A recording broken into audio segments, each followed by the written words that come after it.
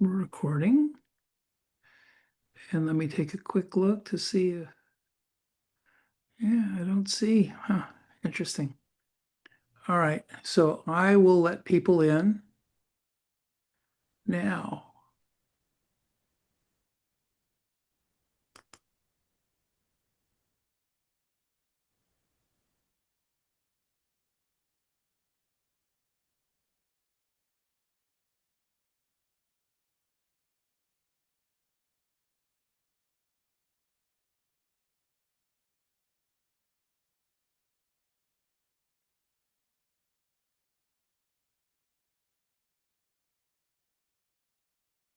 Hello, everyone. We'll get started in just a couple of minutes.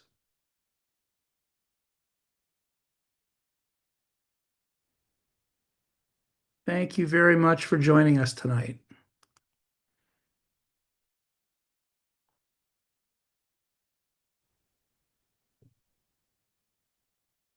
Just waiting for a couple people who are in the waiting room to get into the system,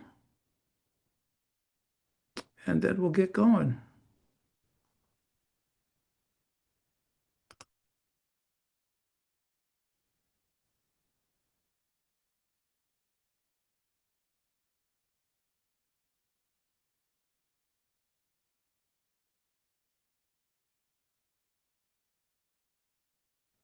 All right.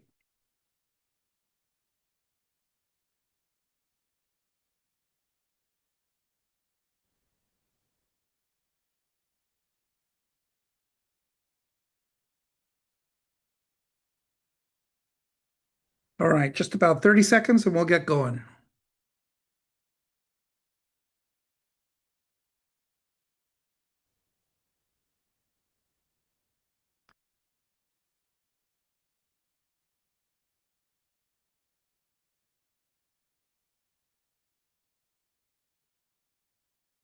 All right, everybody.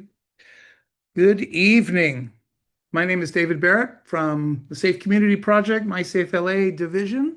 Very, very happy to see you here tonight. This is our January 2026 meeting, and we're off to a new year. And this is going to be quite a year, actually. We're very excited about the potential and opportunities. And of course, we're very concerned about the challenges that so many people are continuing to go through. Um, this is part of the Los Angeles Regional Fire Safe Council, which is our organization, and this is the Los Angeles division of it. We're not only the Regional Fire Safe Council, but we develop fire safe councils and NFPA Firewise sites, as well as conduct a whole series of mitigation efforts in collaboration with the community. We're working on rehabilitation and recovery efforts within Altadena and the Palisades, primarily related around wellness, around people feeling a little bit better about this year and where we're going to go and what the opportunities are for us as we move forward. So, a couple little housekeeping things. We do use QR codes in most cases to share information if it's something worth sharing. We don't have too many of them tonight, but if you see something that you need to reach out to us about, you can always take a picture with your phone of the QR code or just aim it at it, then open the site and go back to it later. So using your phone is a great way to do that. One of the things that's also new starting in 2026 is we're going to talk a little bit more about our website, which includes an archive of all of our previous meetings, which will actually be posted in video, not just audio. So if you want information overall, I think most of you know this web address, wildfirela.org. This is our wildfire specific website. And I would tell you of some interest is that we're in the process of completely renovating the web environment. I think it's an important thing to do.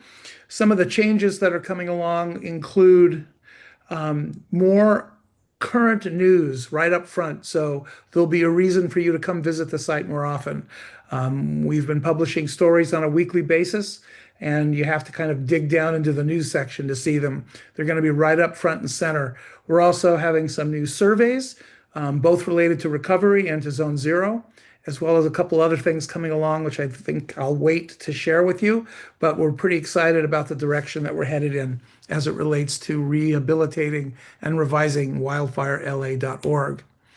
So we record this, but it's not for any kind of commercial purpose. It's simply so that the people who might miss what we're doing have an opportunity to come and see it later.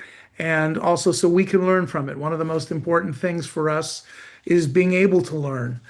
I would also note that we're all in the same team. We're all trying to do the right thing. And even if we disagree about some things, which is great, that's fine. Let's try and be nice to each other. So here's a little bit about what we're up to tonight. And it's a pretty full agenda. So I've already kind of made our opening remarks. I've got a couple more to add real quickly. Dante Cornejo is going to share our end of year update on things that were accomplished last year, the key things, not everything.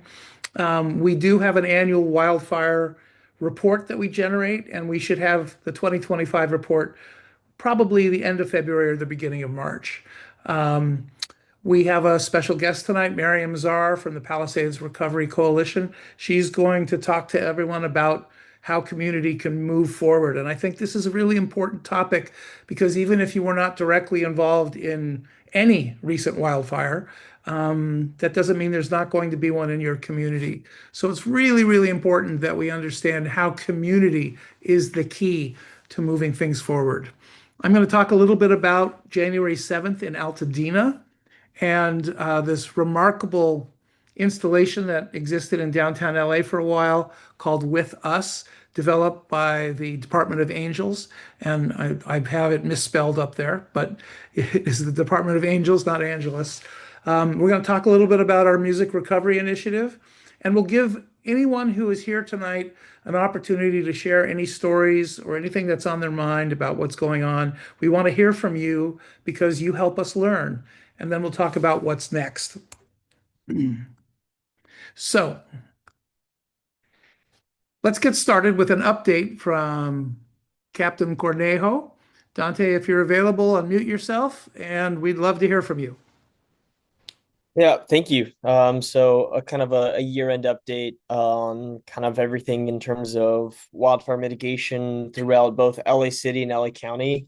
LA County as a whole, we ended the year with 83 approved NFPA Firewise sites, which is really, really good. A big standing number. And we also ended the year with 7 more in development. That number is currently now at 94 approved sites. So big improvement, even now through the start of the year. And overall, with California Fire Safe Councils, we ended the year with 30 recognized and completed California Fire Safe Councils, and with 5 more in development. So overall, huge improvement in terms of communities that are getting engaged and are wanting to take a bigger role in their overall mitigation efforts. And I could just kind of putting this out there. I know we've had a wetish early, end of December, early start of the year. But the rain doesn't stop wildfire, especially now. I mean, there's no point in trying to postpone. If you're interested in getting started, just feel free to reach out to us and we can get started right now. There's no point in trying to postpone it because you think that the rain's effect, there is a minor effect, but it's not going to be anything that's going to be of significance. But that's kind of the year-end update, and I'll pass it back off to David. So one of the things that's really important about what Dante was just sharing with you is that we're in a difficult place right now as it relates to climate. And so we're seeing some heavy rains at the beginning of the year or in the first quarter of the year. But by the fall, we haven't had an even amount of rain throughout the year. So we have all this vegetation that grows, and then over the course of the summer and fall, it dries out. And so we're very concerned that what looks terrific today is more of a danger in the future. So this is another reason why getting engaged with your community, working with us to form a fire safe council, or an NFPA Firewise site, and you can learn about the differences on our website, is a really good idea and something that I think we're excited about as we move forward. Our next speaker is Miriam Czar. She heads up the Palisades Recovery Coalition, and I know that she's here somewhere. Hi, Miriam. If Everyone. you'd like to share your screen, we will swap. Oh, sure. I can share my screen. I thought you would share it, but let's have Oh, me share it. oh, No okay. worries. I'm bringing it up. I thought you sent me the PDF I just to did. review. Just to review. Sorry about that. No worries. So if I can share my screen, if you guys are giving me screen share, Yep, you should have screen share. I have it now. All right. Hi, everyone. So it's a pleasure to be here. Thank you for having me. Just so I can get my bearings on who's here. How many people here are from a fire area, either Altadena or Palisades or Malibu? Okay. Okay. So what David said is actually quite true. We here in Pacific Palisades and in Malibu and in Altadena are struggling to recover. We have a long way to go. We have a great deal of advocacy left ahead of us. There's a lot of work left for us to do. Um, and one of our struggles is to try to say to our city and county leaders that it's not just Pacific Palisades. We're not asking you to just only look at this small community called Pacific Palisades, which is the westernmost point of LA City. We're asking you to take a look at a microcosm of a community that exists up and down the state of California. So for LA in particular, we are an important part of Los Angeles City. We're, yes, on the western corner, but we oversee the ocean and we have mountain trails. So a lot of the attractions that LA hangs its hat on are actually here. We preside over those. We are the steward of those. So it's important to have us recover with LA 28 around the corner and millions of people planning to come to Los Angeles. It's important to be able to send them to this jewel of a location in Los Angeles and say it's actually building back. It's not just, rubble and ash. So that's an important advocacy point for us. But broader than that, we are emblematic of a lot of communities across. It's not just fire, it's rain and wind, and earthquake and all manner of other calamities that might sort of impact other communities. We're certainly not the only high fire severity zone in all of in all of California. So we are, yes, struggling to rebuild, but also very much aware of the fact that we can write a blueprint for recovery from massive disaster. And for those of you who haven't been out here, I want to say it is quite massive. It's to me, even now, a year later, I've driven through the streets. I've seen it over and over again. When I drive into the Palisades, I know what to expect. And still, when I look out of my car window and I open my eyes, it shocks me just how much of this town was leveled. So I feel like it's a little bit of a cautionary tale about just what file it under, anything can happen.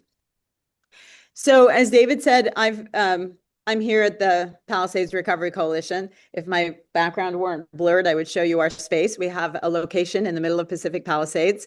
It's next to Garden Cafe. It's in the middle of the burn zone. I can already see recovery underway a little bit in Pacific Palisades, whereas a year ago, there was nothing going on here in the middle of town. There is now. We lease a space. For the first 6 months, it was given to us for free because the landlord just couldn't believe the kind of situation that he was in. And I don't think he thought he'd be able to lease a space, free market value anytime soon. So he gave it to us for free. And then, slowly, he realized that this recovery would bring a whole new slew of people who are looking for space and wanting to, engage in commerce. And so now we pay rent. But all around me, I can see that the banks are opening. Businesses are opening. There's a flooring guy coming in. There's a kitchen remodeling guy coming in. So there will be a recovery, but the recovery will be about the recovery. That point where we actually have residents who are moving back in because there's some semblance of community, or because they think their synagogue or their church is back up and running, or there's a dry cleaner, or, the grocery store, or a place to buy clothes. We're still pretty far away from that. So we came together quickly after the fire.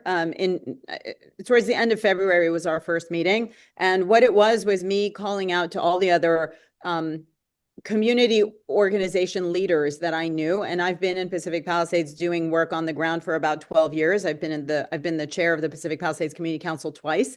I was the founding chair for the Task Force on Homelessness. I was the co-chair of our design review board. I sit on the park board. I had a lot of involvement. And so I reached out to all of the heads of all those organizations, in addition to about 30 people that I knew. And I said, hey, this massive devastation around us, let's come to the table and talk about how to recover. And we met 4 or 5 times physically in a space. And the ideas that emerged from that table, the ideas that emerged from those Palisadians who came together to talk about the recovery, are to this day the best ideas I've heard. So what we did was that we took all of those, aggregated them, and created what is still the only plan I know of which proposes a recovery. So it's a plan about street mobility. It's a plan about how do you get workers, thousands of workers in and out of Pacific Palisades while you're also watching people repopulate into their homes. And there's heavy machinery trying to pour concrete or bring in lumber. All of these are a logistics nightmare. And so we sat down and we literally thought through what it would have to look like and which city agencies would have to give us support. Since then, the mayor has hired AECOM, whose job it is to develop on what we have found. We still haven't seen that report, but that was the start of the Palisades Recovery Coalition, was this community coming together and proving that we have ideas and we have the ability to chart our own recovery. So from there, we got our space and we formed the PRC. We're fiscally sponsored by the California Community Foundation. And so the next thing we did was we thought, since 30 or 40 people in the room had so many ideas about recovery, now that we're looking at rebuilding, and at the time it was, if you build back fast and exactly what you had before, if you wish to rebuild exactly what you had before within a 10% footprint, you could get streamlined permitting at LA City. So we brought people in the room. We called these neighborhood visioning charrettes. So we went from neighborhood to neighborhood and we said, people who live in one neighborhood who have like-minded priorities about the character of their surroundings, come into a room and let's talk about what it looks like if you don't just rebuild fast exactly what you had before, but if you took the time to figure out how to build back in a better way so that the next time there's a fire, we don't burn as bad. That turned out to be an idea that people wanted to engage with. So originally our partners were the Red Cross, UCLA Luskin, AIA volunteers, so Architect Volunteers, and RAND. RAND continues to be our partner, but we ended up convening 8 different visioning charrettes. We went from neighborhood to neighborhood and we asked people to come in. And through that aggregate of ideas, we were able to put together reports for every neighborhood that said, this is what people are willing to do. This is how they're willing to build back. These are the trade-offs they're willing to make, right? Maybe there's a community that had a certain character before. And they said, well, these are the characteristics we'd like to preserve, but we're willing to have, let's say, a small fire station on our hillside streets because we think it's difficult for the fire station to get all the way up here from Sunset Boulevard. So we were able to pull out these trade-offs that people were willing to make in order to be more resilient. And then we talked about a lot of things, but the other things we talked about were, how important was fire resilience? So the question we asked was, what did you wish you knew on the 6th of January? And a lot of that is the work that David does, because most people said, we wish we could have been a little more resilient. We wish we, had the eaves that couldn't be penetrated by embers. We wish that our plantings and our vegetation was a little bit further from our home. That our windows were double pane. So we found, or even our fence wasn't combustible. So we found that people were willing to change a little bit the idea that they had in their head about a perfect home in order to make it more resilient. And so we went back to the mayor, and much of this is our ability to advocate for this community. We went back to the mayor and we said, we don't think you should be fast tracking same for same. We think you should be fast tracking people who are willing to build in a more resilient way. That should be the metric that you are incentivizing. So those were some of the results that we got. So my basic message is that this community has to come together in order to rebuild in a way that has a community signature. And what I talk about out there to the neighbor, to the city, to the mayor, to the city council member, to our state and county reps is, come to this community and engage us in our own recovery. And I think in the end, that's what I'm going to say to almost every community that recovers is our recoveries are generally in our own hands, and we probably have to find a way to come together, find our own voice, and advocate for ourselves so that these recoveries have the urgency that only survivors can insert into recoveries, and they have the signature that survivors want to see as their communities come back. And hopefully there aren't going to be too many communities that have to build back quite the way that we do, but it is very helpful to have the voice of the community. So that's our community-led recovery. We think of ourselves as a catalyst for progress. We think of ourselves as a forum where people can come and be heard specifically about the fire recovery. We don't think we'll be here once this recovery is over. But what we heard was that every neighborhood had its own preferences.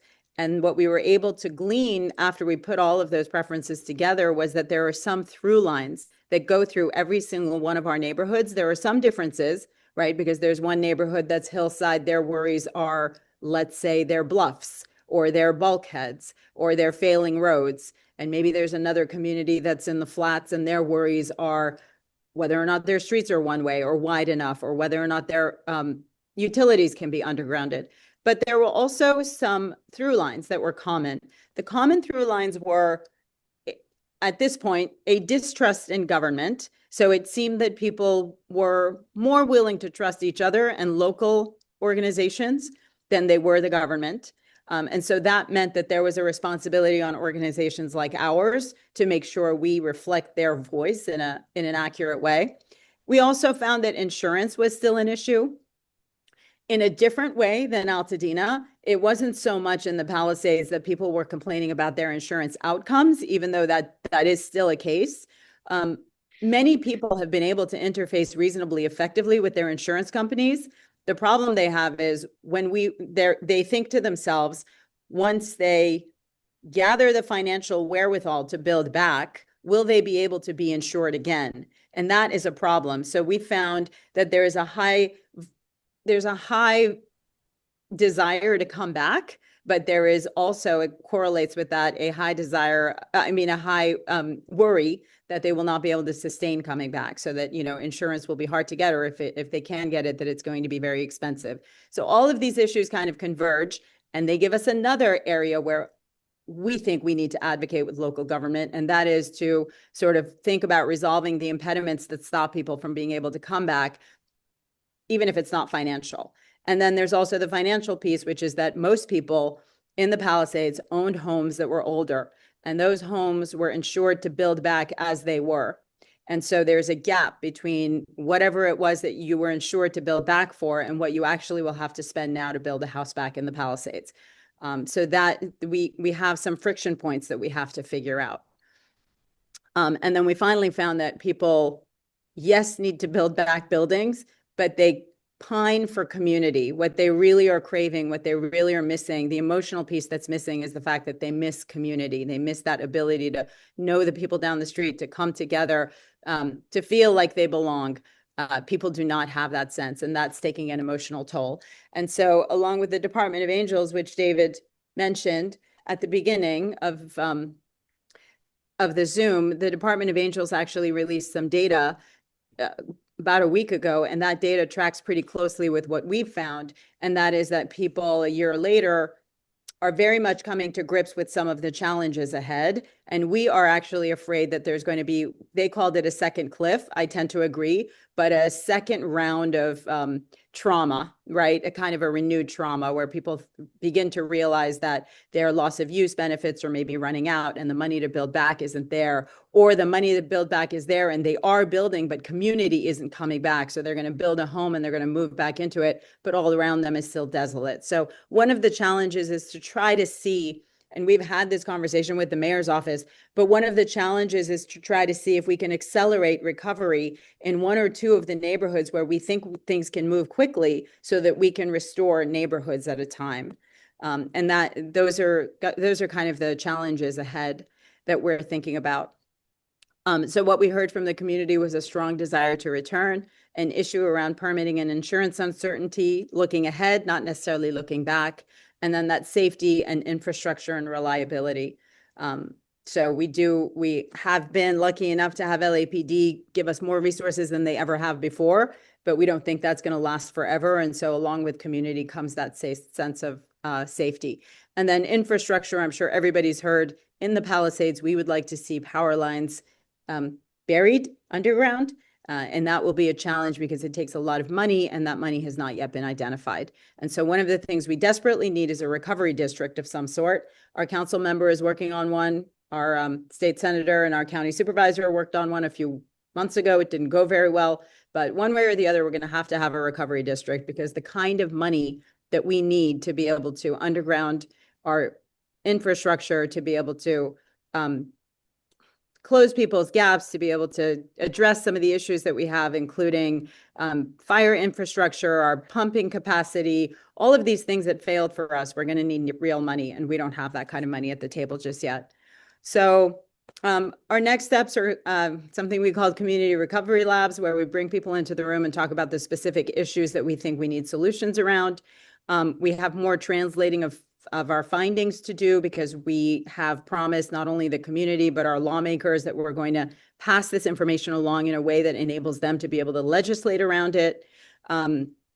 We are working to coordinate with our public agencies, namely the agencies, city agencies that the mayor controls, to be able to talk about mobility and all of the other logistics issues that we've identified that we think are going to slow down the recovery, and then supporting residents as the rebuilding accelerates. And for that, we have Art for Healing programs, we have family legacy programs, we have insurance roundtables.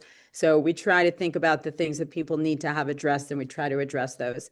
And that's it. That closing graphic is just sort of the charrettes that we've done, where we are now, and the fact that we're moving into community recovery labs, which continue to engage people around the issues that we think they want engagement for. And that's it. Happy to take questions. Miriam, could you quickly just talk a little bit about what RAND has been doing with you in terms of developing that data structure and what that means? Yes. So RAND has been helping us. So RAND has at least a handful of researchers who are also fire survivors, Palisades fire survivors. And one of them engaged with us early on around the idea of resilience. That idea has since grown, but it was originally just around resilience. We said, let's bring people into a room and figure out what people know about rebuilding in a resilient way. And that's what led to the charrettes. It was my suggestion that if we were to go neighborhood by neighborhood, we might get better results, because people have the same set of priorities, and they would like to protect the same set of characteristics. So that's kind of how the idea began, that we would go from neighborhood to neighborhood. Pretty soon we had RAND artificial intelligence, their proprietary artificial intelligence involved. And so they would take the information that we got and they would synthesize it into the results that we were able to put out to the community. We all would sit down and pore over the notes ourselves with like architect volunteers and our RAND researchers, and we'd literally pore over these handwritten notes that we were getting from people, and we would bring together our data. So what we finally released was actually a mix of both.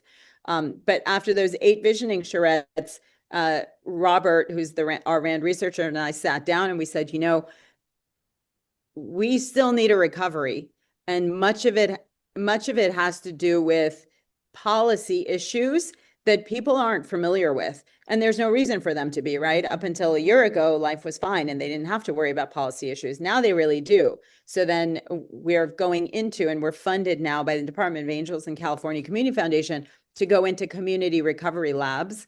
And that we're doing in partnership, again, with RAND, but also Climate Resolve, where we bring people in a room and we say, let's talk about the really tough policy issues that we have to think about. So Zone 0, David, is one of them. We're going to have people come in and sit down and say, well, what don't you like about Zone 0? And let's talk about the trade-offs. A recovery district is the other one. The last time somebody brought a recovery district to us, we said no, because we were afraid of density. So we're going to have a conversation about density. What does it look like? What is it that scares us about density?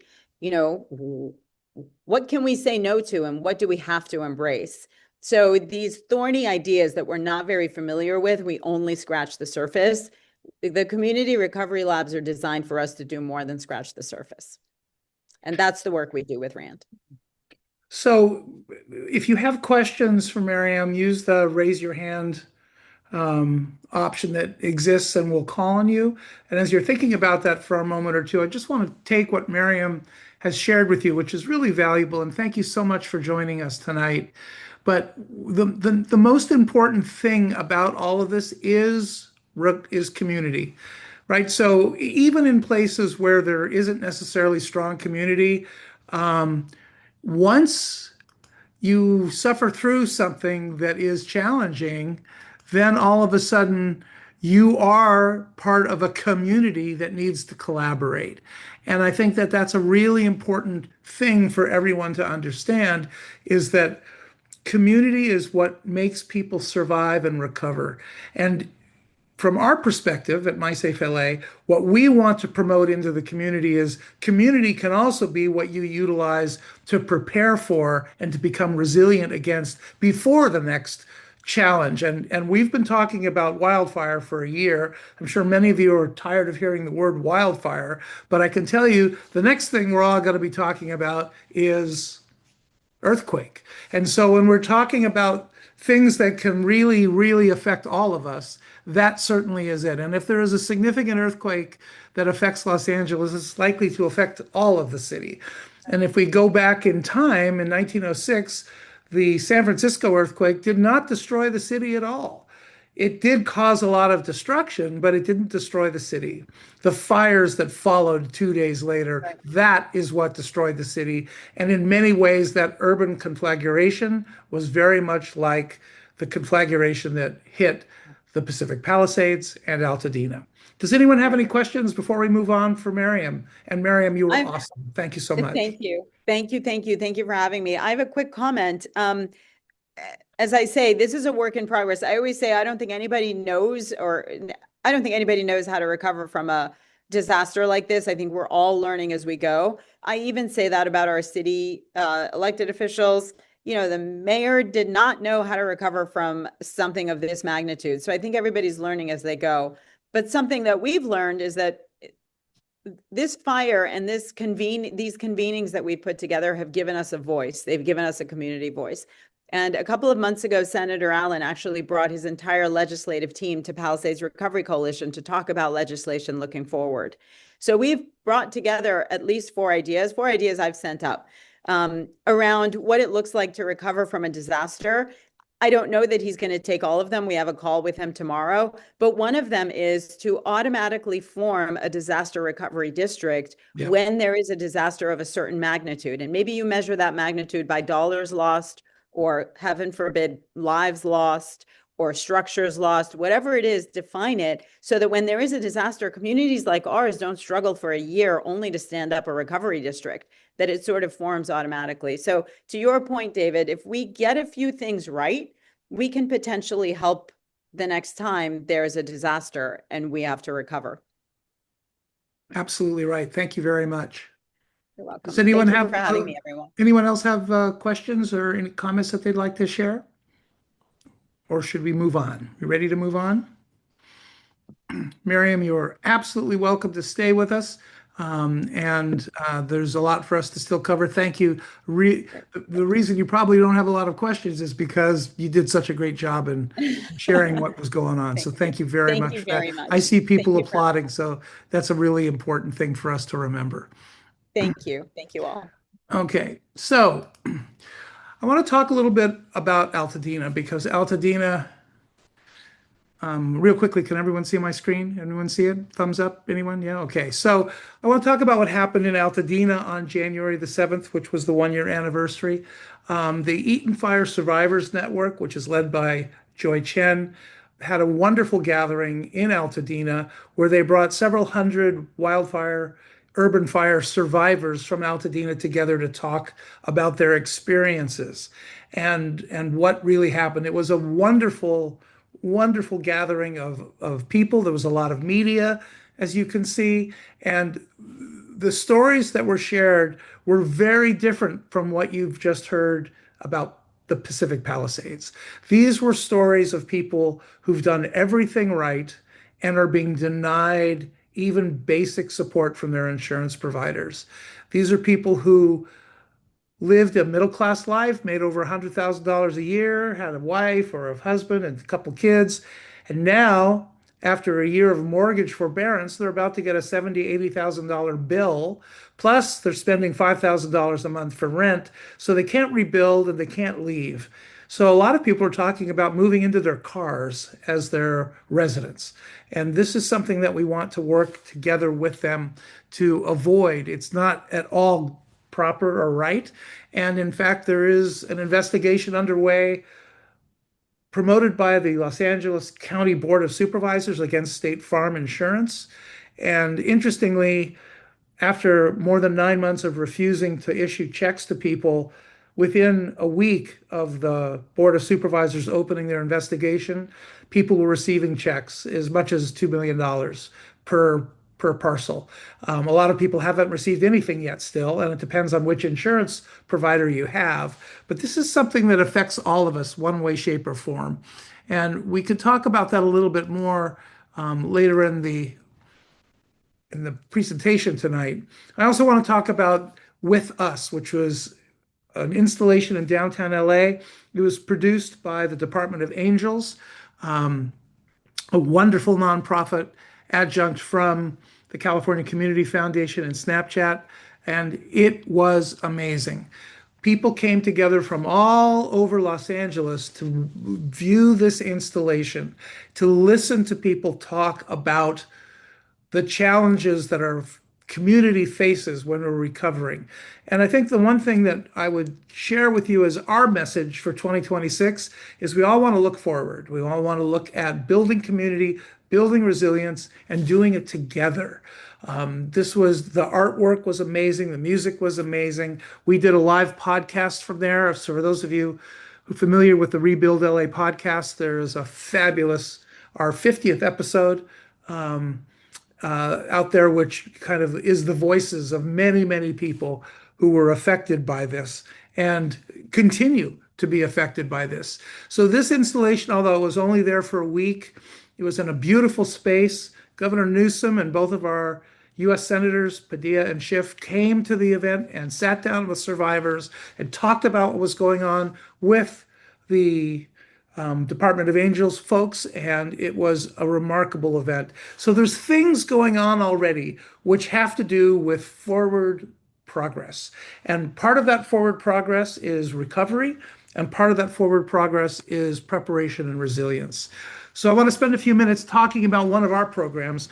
We're engaged in recovery efforts in both the Palisades and Altadena, but what we're focusing on are not the policy things, although we're there to support that. We're really focusing on recovery that is related to wellness, right? So we want people to start feeling that they have a future and that they can get through this and that there are people around them who are willing to help them and be part of it.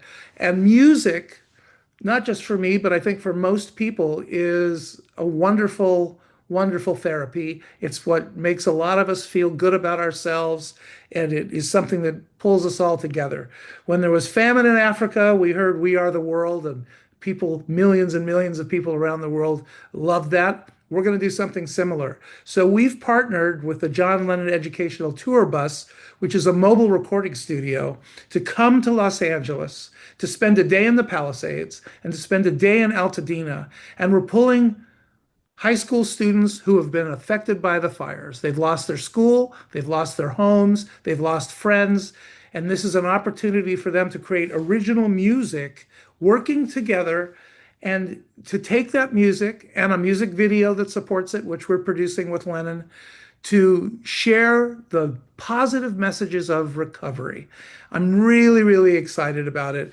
Next week is a trade show in Anaheim called the National Association of Music Merchants, and we'll be hosting a number of school administrators and music teachers and stuff to tour the bus to see what's going on. As you can see here, the bus is actually a very high-end mobile recording studio, but it's used for educational purposes, and it travels all around the country going to colleges, universities, and in some cases, high schools. And it gets students to work together to work on messaging. So it doesn't really matter if you have a lot of experience or not. The Lennon folks and some of our folks are working together to help them create lyrics, if there are lyrics. Is this jazz or rock or pop or rap? What is this music going to be? And we're going to make it and we're going to share it with the community. All of this is done at no charge to any school or any student or any family. There's no money to be made from the distribution of this music or the video.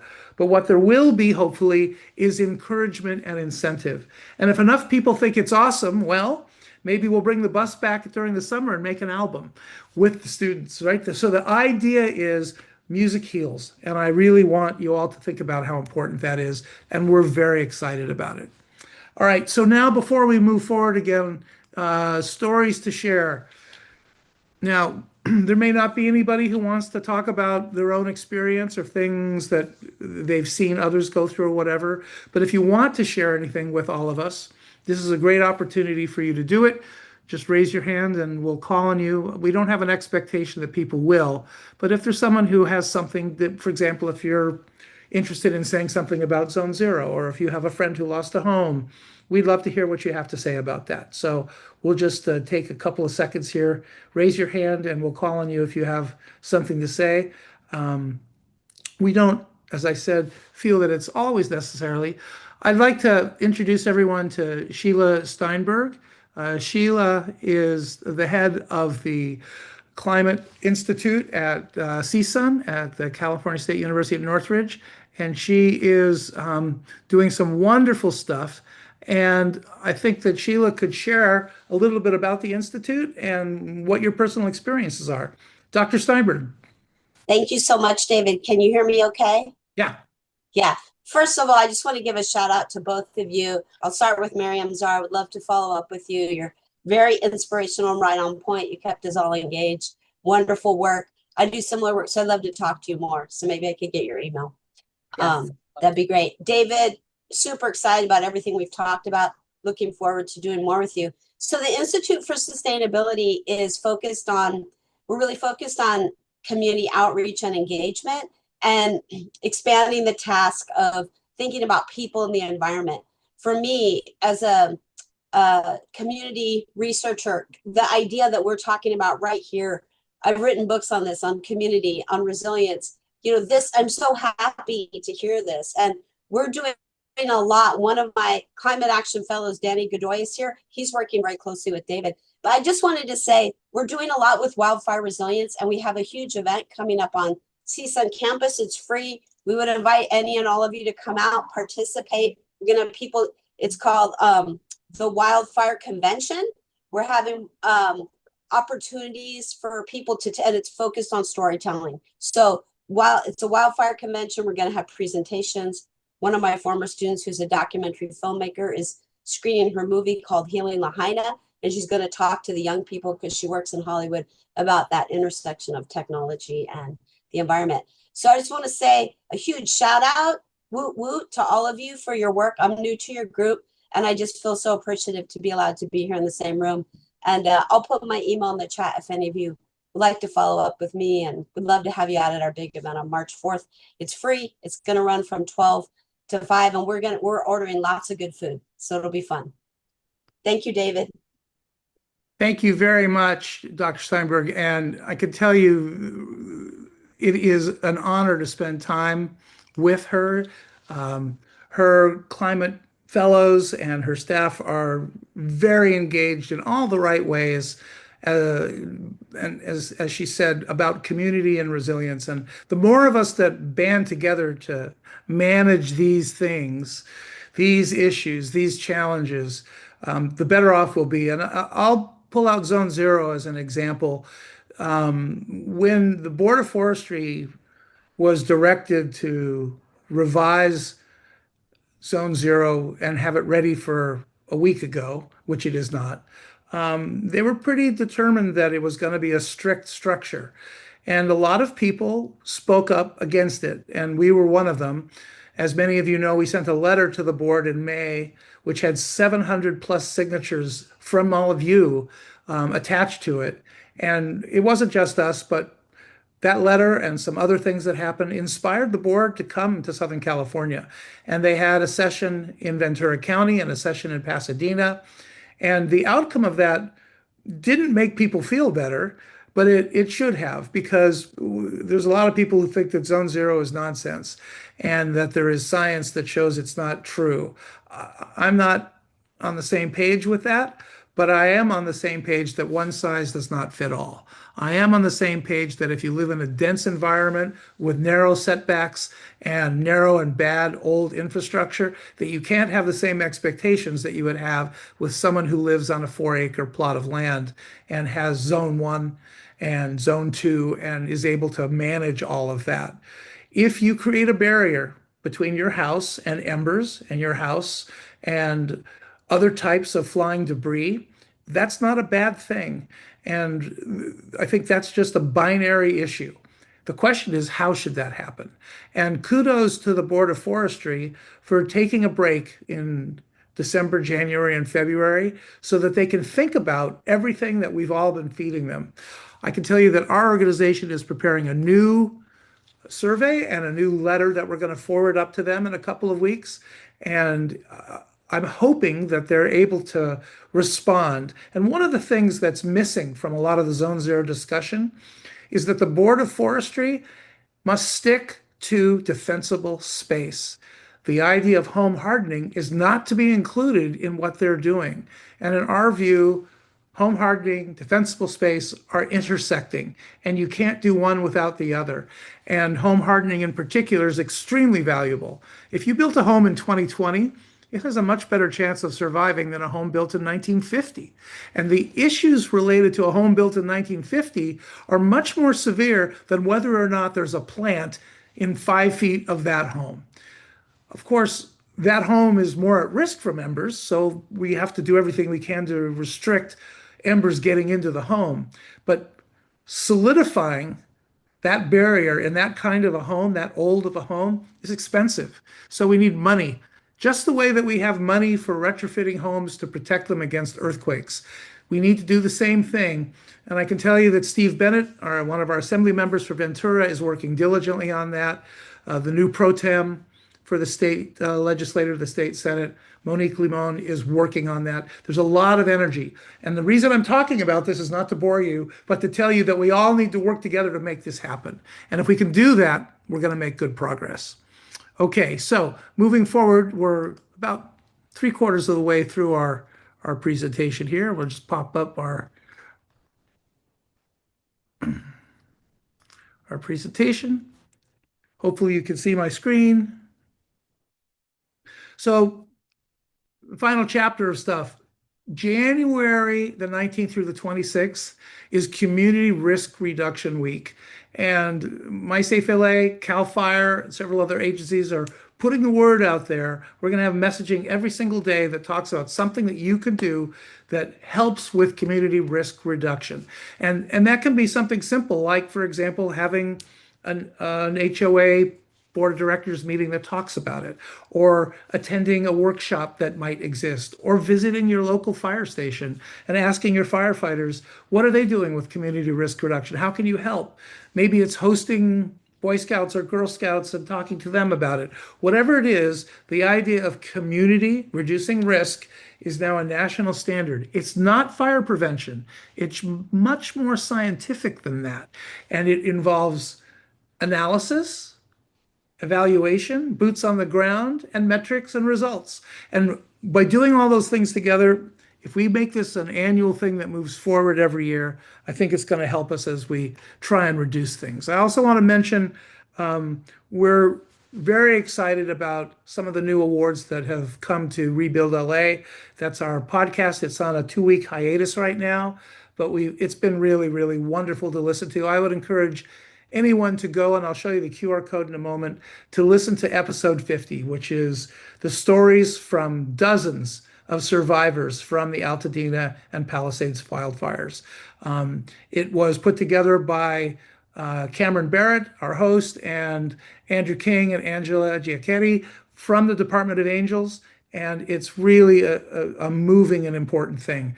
And our recent guests have been amazing, right? Erica Peng from Berkeley, Gadi Benjamini from Fire Dome. In February, we're going to be talking more about Fire Dome. Folks from USC and other colleges, the mayor of Malibu, the BurnBot mastication system, Jennifer Gray Thompson. It's been really, really good. And it's fun if you're driving to work or making dinner or getting ready in the morning, whatever it is. These shows are typically 30 to 50 minutes. They're worth listening to. So I would encourage you to scan the QR code or take a picture of it or something. And you can get Rebuild LA almost anywhere. Apple Podcast, Odyssey, Audible, wherever you're listening to a podcast, it's available there. I also want to mention, because a lot of people ask us about this and they're not necessarily aware, that the Safe Community Project, which is the name of our nonprofit, has multiple divisions. So we got MySafe LA, but we also have MySafe Riverside in Riverside County. And we've been working diligently to do some wonderful things there. During the last 6 months, we've been kind of revising and rebuilding the environment. We've got some new folks on our team that are working out there, but we've got a big safety fair coming up in March. We're issuing some grants to some of the Firewise communities out there that are in need of funding, and we're taking a really active role. So not only are we doing this in Los Angeles County, but also in Riverside County and also in some other places of the state. So you should be aware of it. And if anyone has relatives or anyone out in Riverside County, make sure you tell them about this, and we will work to make sure that we come together for that. I'd also note that our next virtual town hall will be on February the 19th, also at 7 p.m. We're going to talk about recovery workshops, particularly for older adults, for folks that may not understand the best use of technology. The next time there's an evacuation that's happening, it's going to be through your phone. It's not going to be someone knocking on your door unless it's your neighbor. We're going to talk more about the music initiative, and hopefully we'll have some video clips and music to share with everyone. We'll have a Zone Zero update. We're going to talk about Fire Dome. Could it be used in the Palisades? Could it be used in Altadena? Is it affordable if the city pays for it? And we're going to talk about something very exciting for everyone here that we're working very hard on, that's very important to us. MySafe LA is going to produce an evacuation readiness roadshow. The purpose of it is to teach people about what they need to know before they evacuate. And as an example, Dante and I have on multiple occasions been with groups where we ask them how long does it take to evacuate, and people will say 10 minutes, 20 minutes, 30 minutes. Sometimes people will say longer than that, but the most common thing is 20 or 30 minutes. And we follow that up with a very simple question. How long does it take for you to plan a 2-week vacation? And when people hear that, their eyes get big and they suddenly stop and they realize, oh. And that's the kind of thing this roadshow is going to be doing. We're going to show everyone how Genesis Protect works. We're going to teach people to learn where their evacuation zone is so they can track it. We're doing this with our partners at the LA City Fire Department and the Los Angeles Police Department. And we're going to go all around the city into each neighborhood. And so, for example, when we go into the Hollywood Hills, we're going to show them a wildfire that starts in the Hollywood Hills and how that's going to generate evacuation orders. When we go into Brentwood, we're going to show a fire that starts in Brentwood and how that affects evacuation. And we'll do that all around the city in all 4 LAFD bureaus. We're not telling people where to go because we can't. We don't know and you don't know. But it's going to make evacuations much more manageable, much safer if people understand their role in the process of leaving, and if they leave and when they leave and how they leave. Very, very important. And Genesis has come a long way. I would make one final note about our fire agency partners, right? LA County Fire, LA City Fire, but 29 fire departments in the greater Los Angeles area, and firefighters came from all over the world in January of last year. These folks put their bones on the line to save lives, but they're not necessarily wildland fire departments. LA City Fire responds to more than 1,500 calls a day and transports on average 550 to 600 people to hospitals every single day. And you never hear about it because it goes as planned. But if you're not trained in urban conflagrations it's a challenge, particularly when you have the conditions of last January. So, did things go well? No. Could things have been better? Absolutely. But I can tell you that there's a lot of work going on right now to make things better. And we need to work with them now. We can't wait for new leadership in a year or two. We've got to be able to do these things now with what we have. We need to be firm in our voices. We need to be able to also do something else that a lot of people don't want to do, and that's to listen.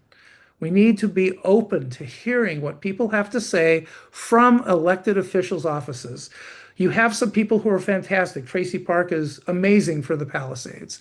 And you have supervisors like Catherine Barger and Lindsay Horvath that are amazing for the Palisades and for Altadena. But there's other folks out there who are working just as hard. And we need to give all of them a voice to help us so that we can help them and we can all be safer. So having said that, thank you very much for everyone to be here tonight. Before we close out for the night, if anyone has any questions, just as we talked about earlier, raise your hand and we'll respond to it and see if we can help anyone with issues that might be of concern to you or that you'd like to have some input on. Anyone have questions?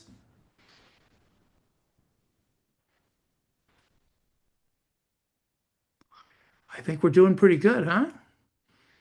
All right. So thank you everyone for being here tonight. I really appreciate all of it. Tell your friends about this for February. I'd like to see us getting back into our 100 to 150 people attending and have a safe January. And let's all work together to make 2026 not only a year of recovery, but a year of growth and feeling good about ourselves. Thanks very much. Thank you.